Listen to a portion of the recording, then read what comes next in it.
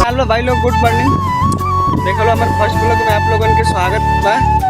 और देख सकते हो हमारे गांव का हरियाली इतना सुंदर बा और बहुत ही अच्छा लगा था। सुबह सुबह का मौसम बहुत ही खतरनाक था, बहुत अच्छा लगा था।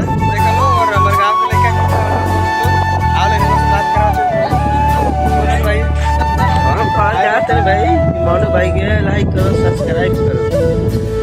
और तालो बोल लो भाई लोग, तालो शर्मा तो लो दोनों बात ना। तो भाई लोग फाइनली हम आ गए और अपने खुद पे जहाँ पे हमने के सुबह आकर बैठी रह जाए और ये बांध लो होगा तो लोग बहुत ही मछली बड़ी तो मतलब अनिश भैया के कहने कि चलो मछली मार जाल ले आके अभी बोतल भी नहीं लेगी थी हो जी। देखो लोग फाइनली अपनी जगह पे आके बैठे हैं पुल पे। सुबह सुबह बहुत ही अच्छा लगेगा जब बैठने में, तो धूप भी बहुत ही अच्छा होला।